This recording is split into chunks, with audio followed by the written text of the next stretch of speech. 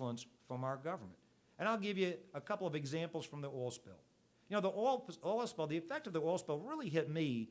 It fully hit me for the first time one day when I was in an airboat down in Paso Lutra in South Pass. Those of you that are outdoorsmen, this is some of the best fishing along the coast. It's where the Mississippi River hits the Gulf. It's just amazing fishing down there. It's wetlands. It's just amazing what you can catch down there. I was in an airboat. Before I could see the oil, you could actually smell the oil down there. And then as you got closer to it, you would hear what I call the deafening silence of the oil. What I mean by that is this time of the year, if you're outside, you should be hearing critters and bugs and marine life, fish, all kinds of things out there. You couldn't hear anything. The oil had killed it all. And then you got into the wetlands and you saw it for the first time, this thick, heavy stuff coating everything. The biologist said the grass was already starting to turn brown. They said 5 to 7 days from there, it would be dead. And it stuck to everything. If you put your hands in it, you put a water bottle, it just stuck to everything. And what was so frustrating was it was just sitting there day after day, week after week. Now, on national TV, the federal government said, don't worry, we've got absorbent boom down there. Doesn't that sound good? That sounds high-tech. That sounds great. They got absorbent boom. They're on top of this. Absorbent boom is a fancy way of saying they're throwing cotton balls and paper towels into the oil. I mean, it gets saturated and the oil's still there and nothing's really changed. Federal government said, don't worry, Governor, we've got some other plans. I said, really? What are their plans? They said, well, we might have to burn the wetlands to save the wetlands. I said, well, that doesn't sound like a great plan to me. And so I met with a bunch of Louisiana fishermen and local residents. Look, we may not be the smartest people in the world. Not a Nobel Prize amongst all of us.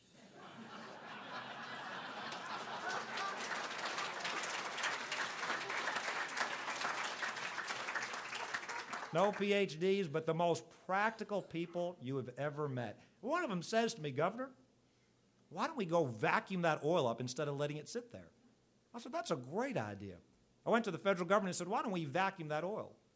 They acted like I was an idiot. They said, Governor, how are you going to get a truck down the mouth of the river? There are no roads down there. I said, look, I'm not the smartest guy in the world. Why don't you put a truck on the back of a boat and go vacuum that oil up? And I hate this answer from government. They said, we've never done that before. We can't do that. I said, they never spilled this much oil off our coast before either. Why not try something new? And so I ordered our National Guard to build a couple of prototypes. When they didn't want to do it, we built a couple of prototypes. The first was the funniest looking thing you've ever seen. It was literally a truck strapped on the back of a pontoon bridge. This thing didn't look like it was going to float, but it worked. They put it out there in the water, picked up thousands of gallons of oil. There was a reporter covering this thing. He looks at it, looks at me. He said, Governor, aren't those the same trucks y'all use to clean up the porta potties after football games? I said, whatever you do, do not put that in your story.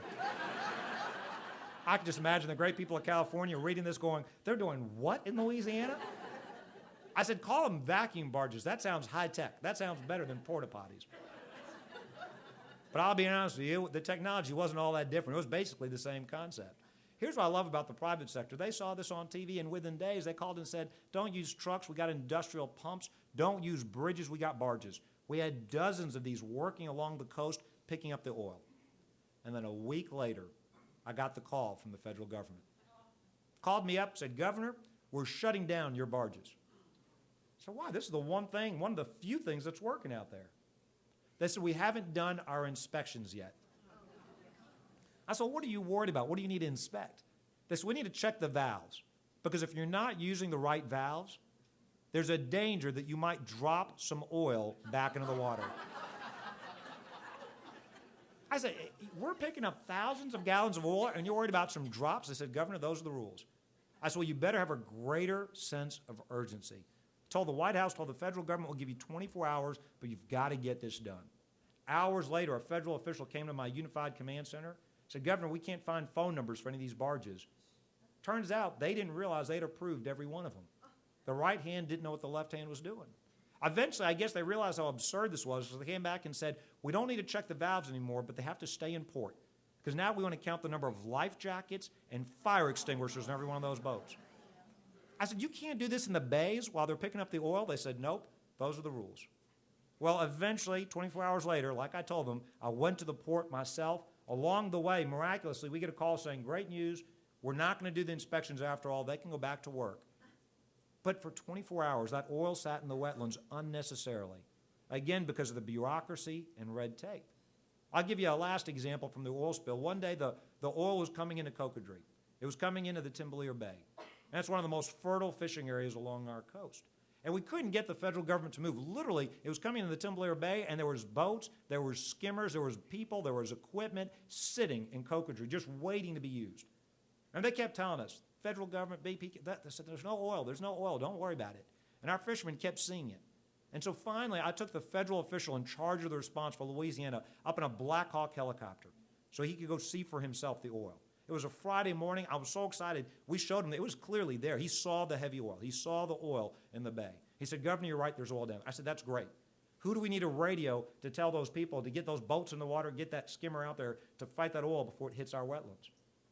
He said, oh, no, Governor, you don't understand. He said, it'll take me at least 24 to 48 hours to go through the bureaucracy and get this done. This was the man in charge of the federal response for our state. He saw the oil, the resources were there, and he was telling me it'll take him 24 to 48 hours. He later told a reporter, well, I guess I'm just slow and dumb. And he wasn't slow and dumb. It was the system that was slow and dumb.